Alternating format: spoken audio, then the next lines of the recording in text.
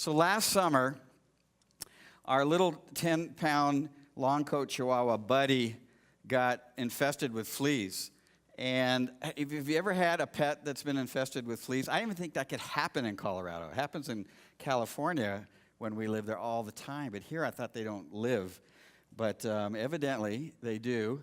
And we noticed it because he began to scratch all the time. And after about 3 or 4 days, we realized, okay, something's not right.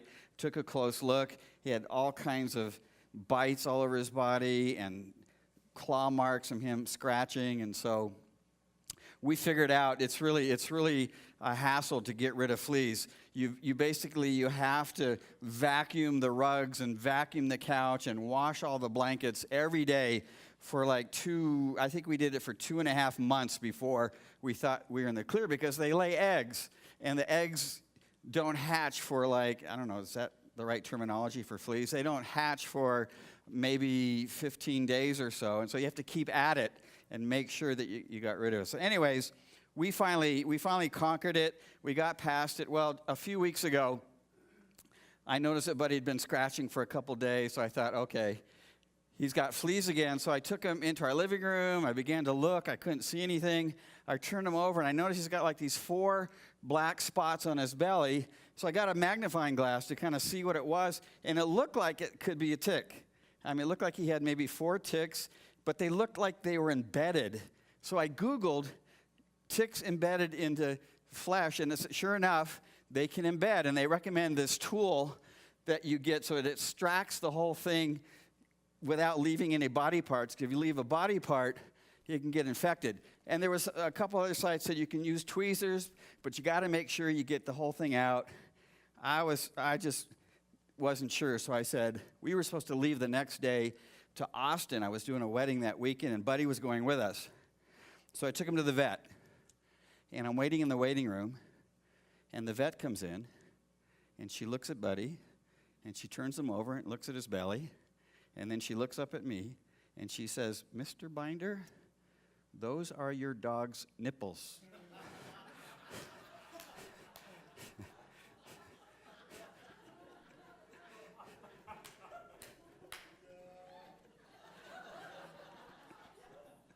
And then she said, "Is there anything else I could do for you?" And I said, "Yeah, how do you get rid of all this embarrassment?" So I am so glad I didn't try to remove Buddy's nipples with tweezers.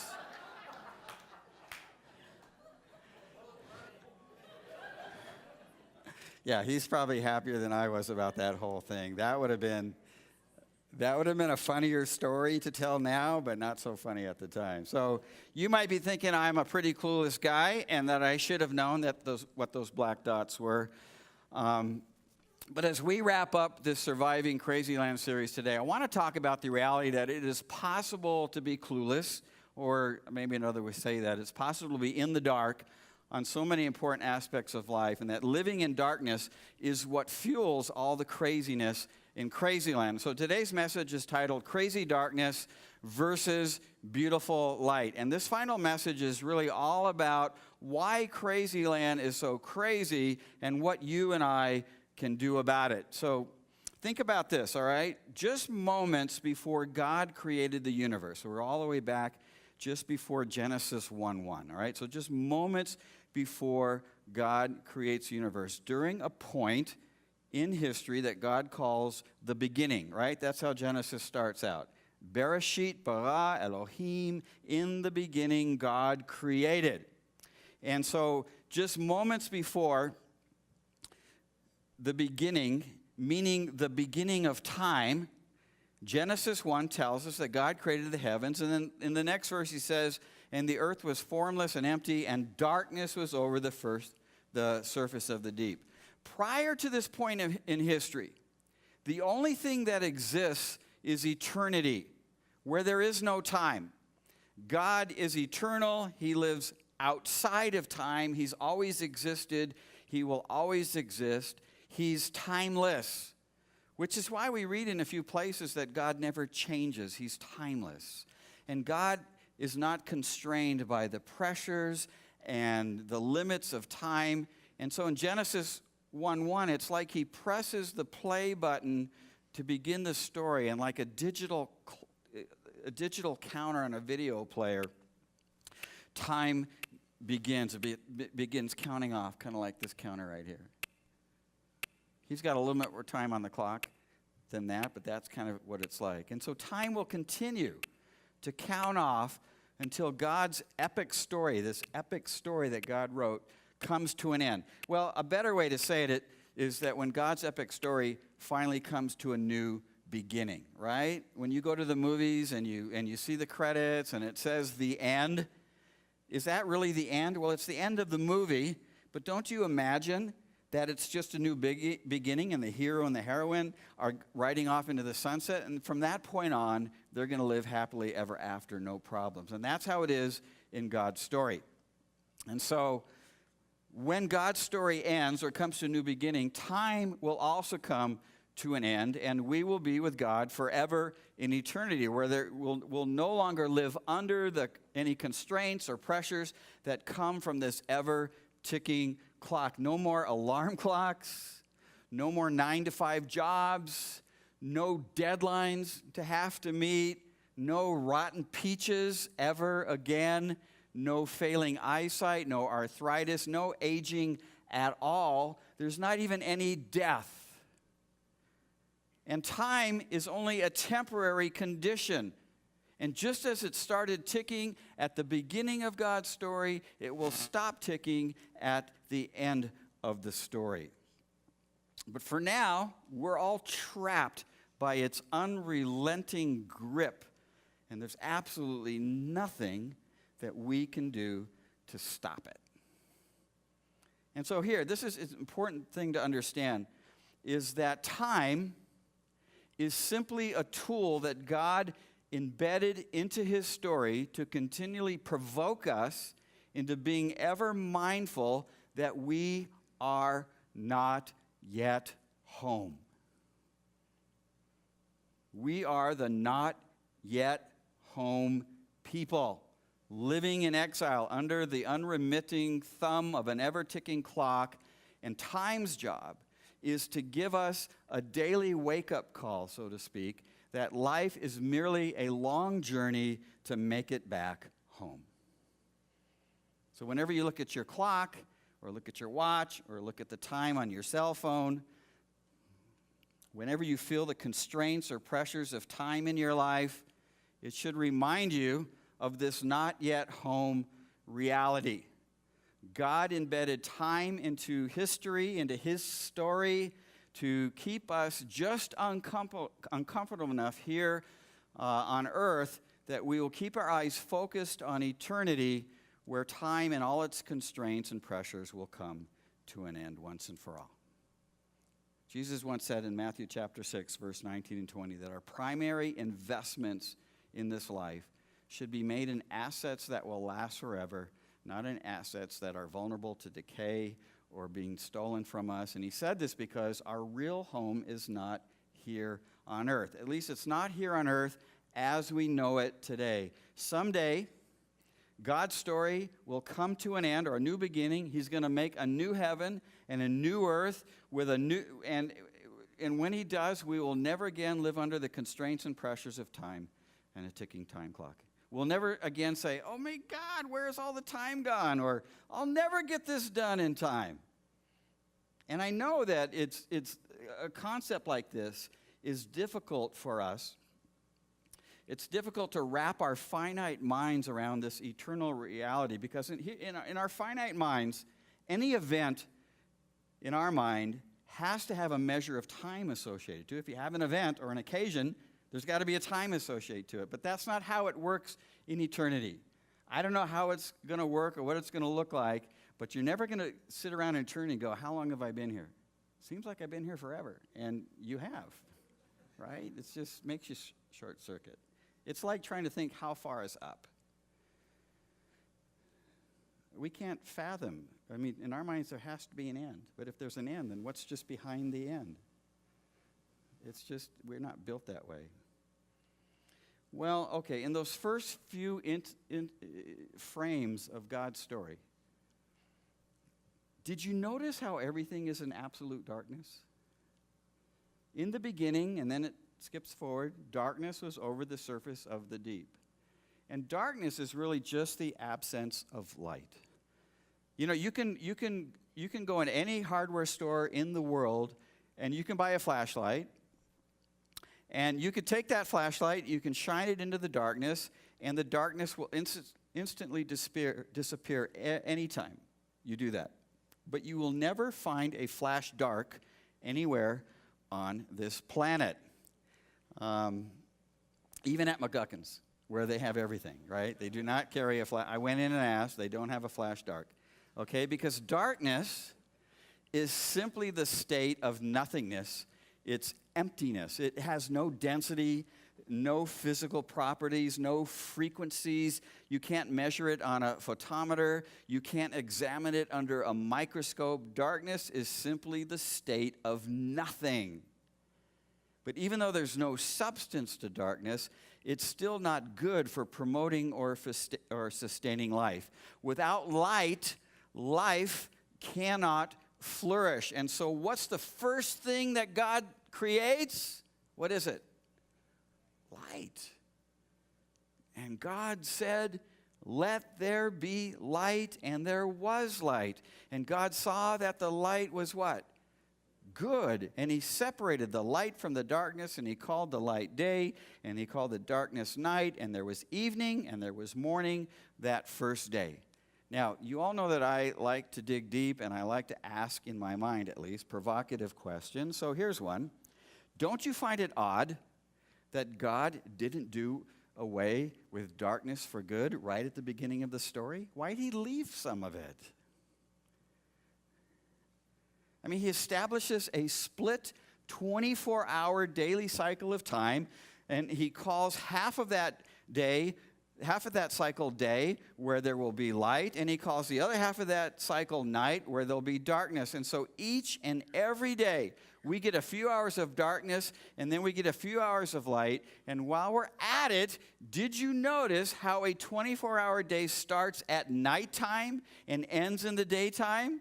And then there was evening and morning the first day. Notice the pattern? This is why even today in Israel, a day always begins at sunset and it ends at sunset. And so don't miss the significance of this, all right? The pattern that God gives us here is it's going to be really dark at first, but don't sweat it because it's going to be light. First darkness and then light. Every day, 365 days a year, a biblical day starts out in darkness, but it ends up in light.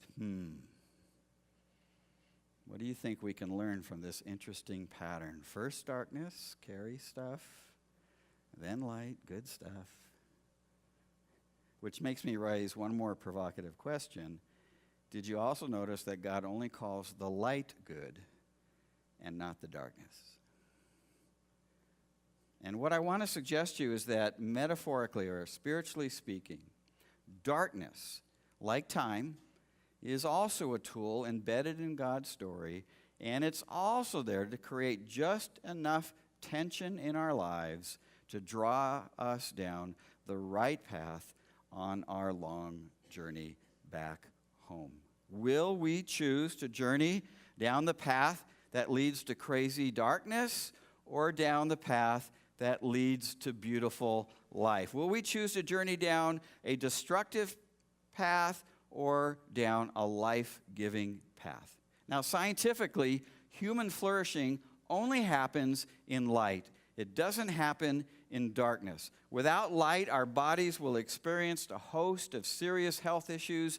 Light deprivation leads to deadly chronic illnesses such as diabetes and rickets and depression and high blood pressure and tuberculosis and dangerously low calcium levels due to a lack of vitamin D. We are built to live in the light, and yet God chose to leave darkness in the story, and it's there to drive us down a life-giving path. So when I was a kid, I was deathly scared. A scared? I said a scared, huh? I went right back to my childhood. Mama, I'm scared. I was so afraid of the dark. Anybody else growing up afraid of the dark? Yeah, I think most kids are, but I was really afraid. In fact, every night I slept under my blankie. I mean, as soon as my mom turned off the light, and they wouldn't let me sleep with a nightlight and shut the door, I was under that blanket. And I stayed there until the sun came up and filled my room with light. And, you know, even then as a young kid, I knew something about, I like the safety of light. I don't like the dangers of darkness. The boogeyman lives in the darkness, and so I just want to be in the light. And spiritually thinking, that's the role of that darkness plays in the world today. God left darkness in the story to play an important role, but just like time, listen to this. This is what's really cool about God's story. I love it. Just like time, darkness is only temporary. Did you know that? There will be no darkness in eternity.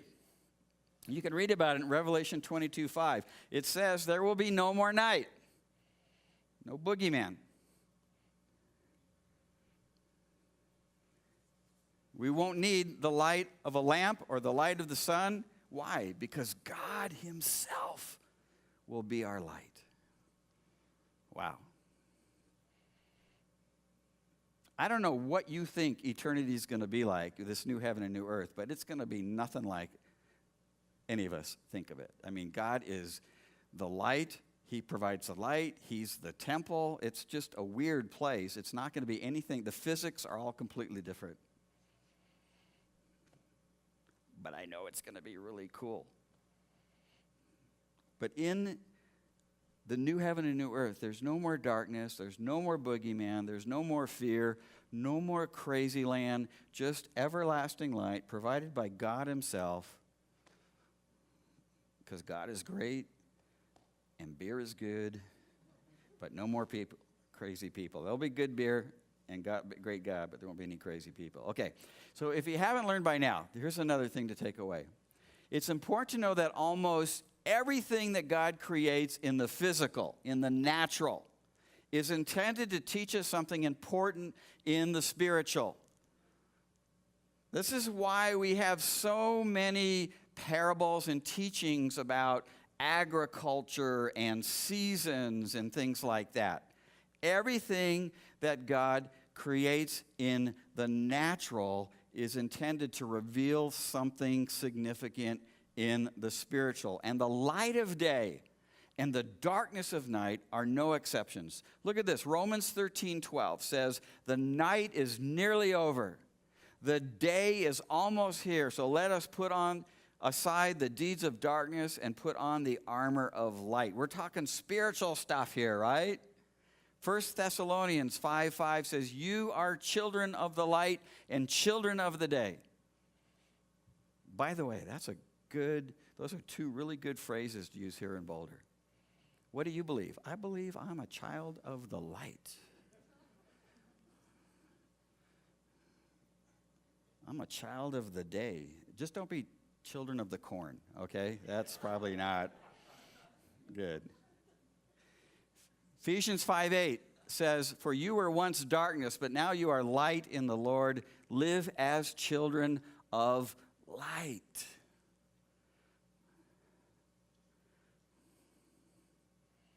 When God commissioned Rabbi Paul to bring the gospel to the Gentiles, this is what he said to him in Acts chapter 26, verse 17 and 18. I'm sending you to them to open their eyes and to turn them from the darkness of light, and from darkness to light, got to get that right, and from the power of Satan to God, so that they may receive forgiveness of sins and a place among those who are sanctified by faith in me. And in this passage, we're getting a little closer to the deeper spiritual implications of where darkness and light originate from. Spiritual darkness and light, where they come from. Spiritually speaking, there are only two competing kingdoms in this crazy story that God wrote. Do you know that? There's only two kingdoms. There's the kingdom of darkness, and there's the kingdom of light. There's The kingdom of darkness belongs to Satan's dominion, the nemesis of the story. You gotta be thinking about the Bible and history as a story, because it'll come to life for you. Just like every story, there's an evil villain, right? And the dark music plays. Dun, dun, dun, dun, dun, dun, dun. That's Satan's role. That's the kingdom of darkness.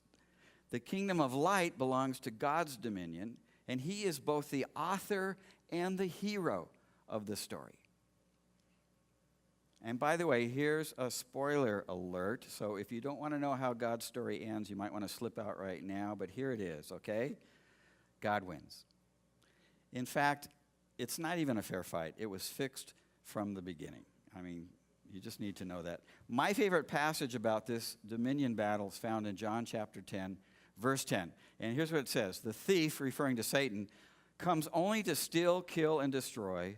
And I, referring to Jesus, have come that they may have life, and I love this, and have it to the full.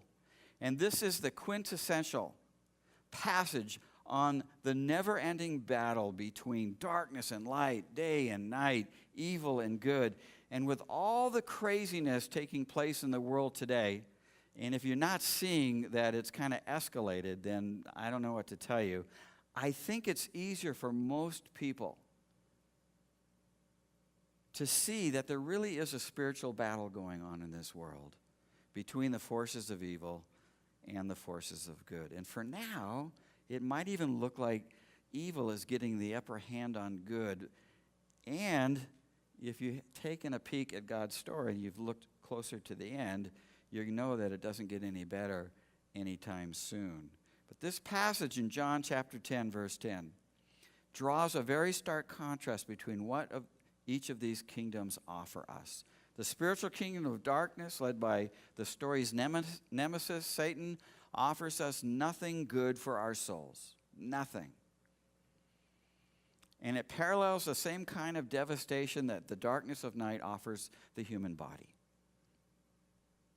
On the other hand, the spiritual kingdom of light, led by the hero, God, offers us not only life for our souls, but an overflowing abundance of life. The picture there is like pouring water into a glass, and you just don't stop. It just keeps overflowing, and it spills onto the table and then onto the floor. That's the picture that Jesus is giving here.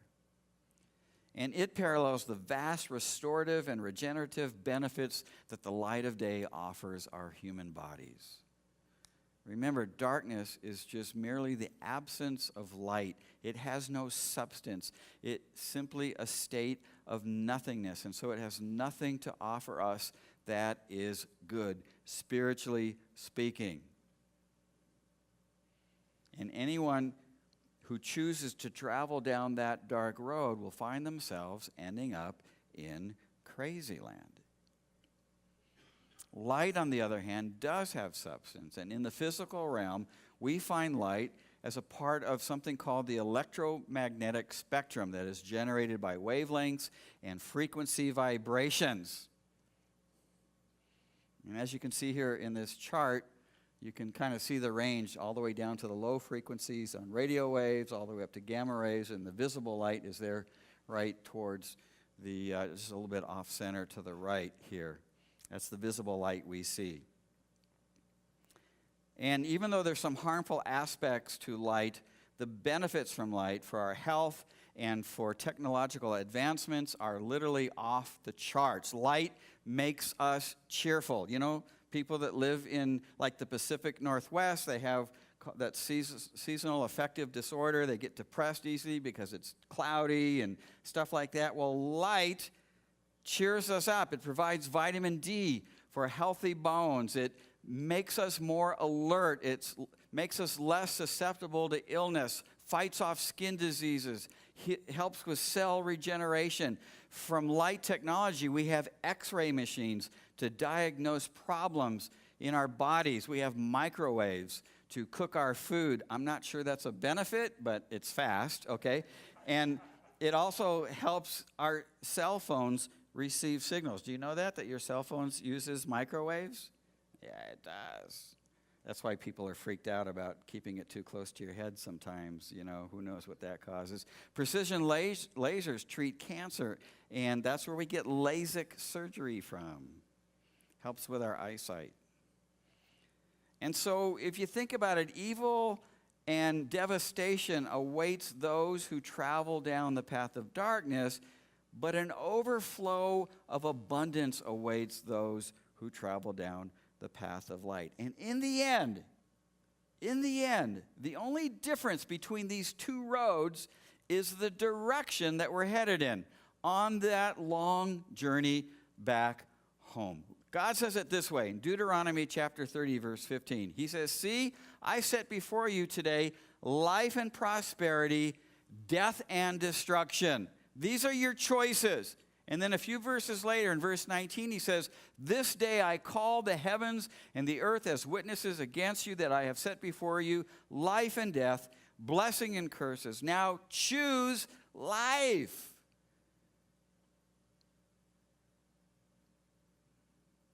"So that you and your children may live, and that you may love the Lord your God. Listen to his voice and hold fast to him. For the Lord," I love this, "for the Lord is your life. And he will give you many years in the land he swore to give your forefathers, Abraham, Ishak, and Yaakov." So cool news, my Foreshadows book is going to be out mid-November, hopefully, if everything kind of stays on track. Yoo-hoo for that. I'm excited about that. And we're in the process right now of building a website that's going to promote the book. But the website's going to offer more than just promoting the book. I recently bought the URL, boldjourney.com. I paid a fortune for it, but I wanted it, and so I got it. And it's going to be a resource to encourage people to have a bold journey on their way back home. One day, we will live forever with God in eternity, free from the pressures and the constraints of time, free from the destruction and devastation of darkness. But for now, for all of us, this isn't just limited to a few. For all of us, we all have seasons of challenging times.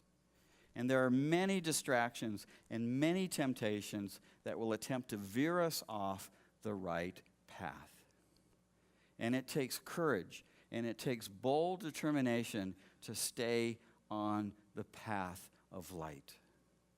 And I'm hopeful that this website will offer lots of bold stories, kind of like we did a couple weeks ago where I interviewed Chris and Karen Rooney. Remember, they're the survivors of Flight 1549 that did the emergency landing on the Hudson, and several other stories I'm hopefully be working on over the next few months. That'll be helpful for this, and other great resources to be helpful for this purpose.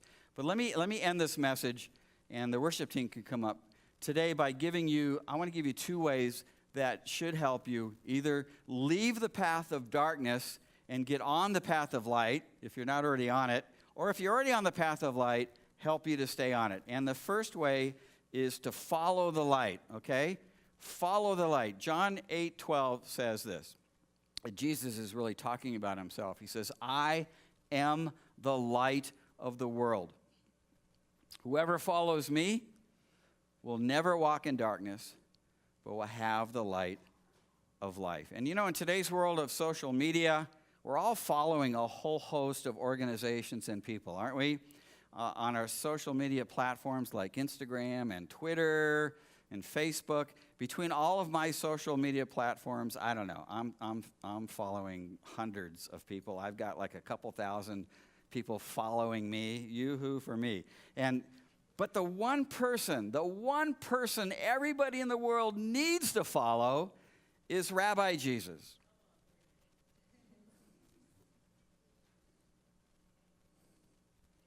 Here at Cornerstone Boulder, we believe that this is the one person none of us can afford not to follow. He's the light, God himself, that left heaven and came down into the darkness of this world, God in human flesh, to light our path up on our way back home. And if you're not currently following Rabbi Jesus, then you're already on the path of darkness by default. You can't be on the path of light and not follow the rabbi.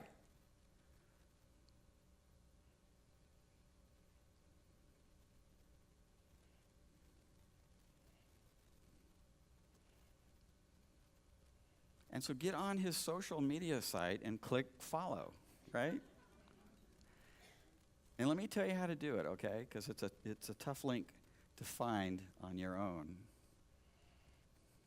It's actually the easiest link in the whole world. You can do it right here, sitting in your seat right now, because how you click on it is just to say, yes, I want to follow you. That's it. I believe everything about you.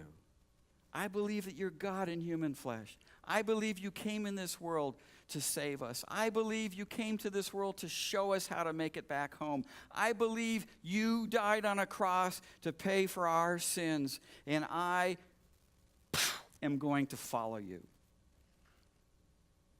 And that's it.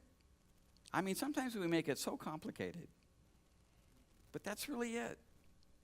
And you could do it right now.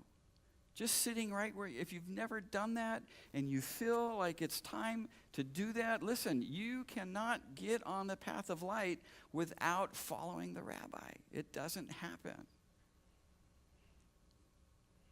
And so right there where you're sitting, if the timing is right for you,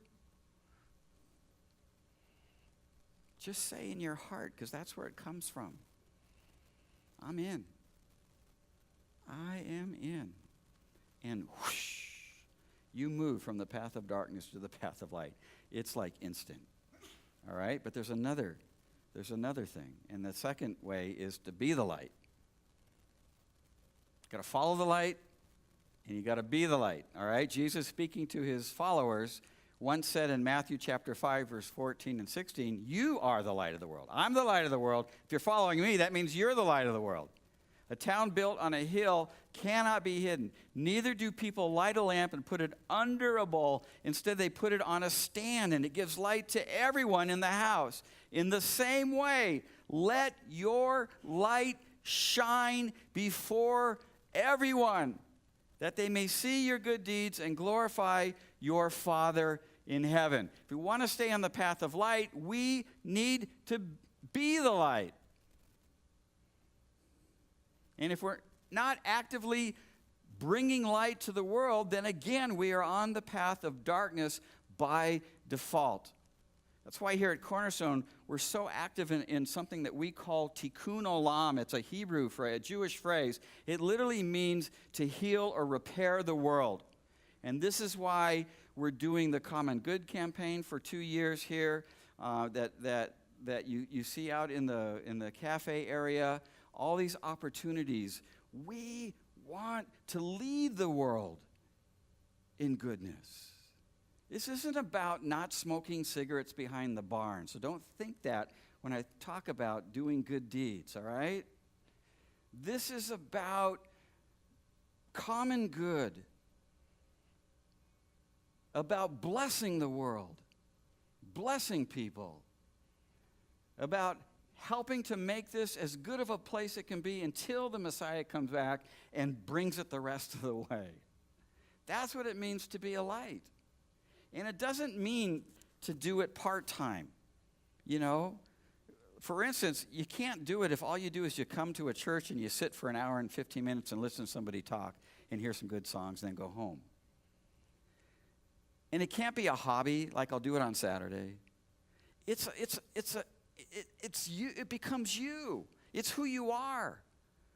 And so whatever you do, Noni, if you're teaching yoga or making people shake their booty in an aerobics class, then you're being the light there, right? I know you already see it that way. If you're counting beans in a cubicle, you're the light there. You work with people. Everybody's got stuff. Be the light.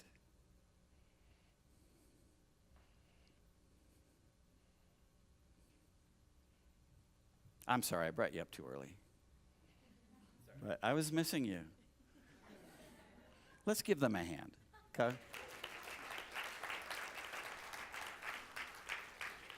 It really stinks to bring the band up early because they're like, okay, we're just standing here, and he's pontificating. How many of you love the band U2? Anybody here like U2? Everybody know U2? Everybody knows U2. Okay, I know they're like an 80s band, but y'all know. Bono, the lead singer, is a beautiful light to the world. He really is. And he uses his music to very delicately and discreetly get the message of faith out. He does. One of my favorite songs, but not my favorite, one of my favorite songs is this one. One man come in the name of love. One man come and go. One man come he to justify. One man to overthrow. Sing it with me. In the name of love. What more in the name of love? In the name of love. What more? Okay, it's way too high for me. Okay. And it's fun to Google what does this mean, because everybody's got an opinion about it. Oh, it's about Martin Luther King. It's about this person or that person. It's about God's love for mankind. And it's just, and he likes being kind of stealth that way. And I love that. But my favorite song, though, is But I Still Haven't Found What I'm Looking For. And I love this song because it reminds me that life is a bold journey home. The lyrics talk about, sometimes I'm living in the light, but sometimes I'm living in the darkness. And what I love about these lyrics is that bouncing back and forth is what it's like for most of us. Sometimes we're living in the light, sometimes we're living in the darkness. We all struggle to stay on the right path during different times in our life. And I like what he says when he says, but I still haven't found what I'm looking for. Now, you can interpret that. This is what I love about art. You can interpret it the way you want to, the way I want to. It's that he says that. This is his life too, right? Sometimes I'm going the right way. Sometimes I'm going the wrong way. And you'll see it in the lyrics of the song. And I still haven't found what I'm looking for. Why? Because I'm not home yet. Now, you might go out and you say, well, I found Jesus. I found what I've been looking for. No, not in the sense that you found the ultimate thing, because you're still the not yet home people. It's good to have Jesus. It's the best thing since sliced bread. But you are always going to feel like you haven't found what you're looking for until you're home. Because we are the not yet home people. And oh, how we long to be back home. Some days more than others. That's what we're all looking for. Whether you're thinking about it or not, because we're all in exile. And no one knows our struggle more about staying on the right path than God himself.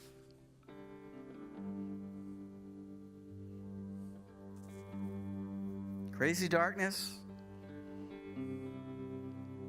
or beautiful light?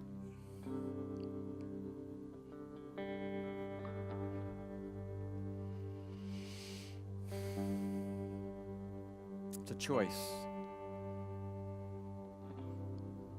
Hard to stay on it even when you make that choice. So I want to sing about it, right? And guess what song I chose to sing? Yeah, come on, let's stand up. You can get your big lighters out.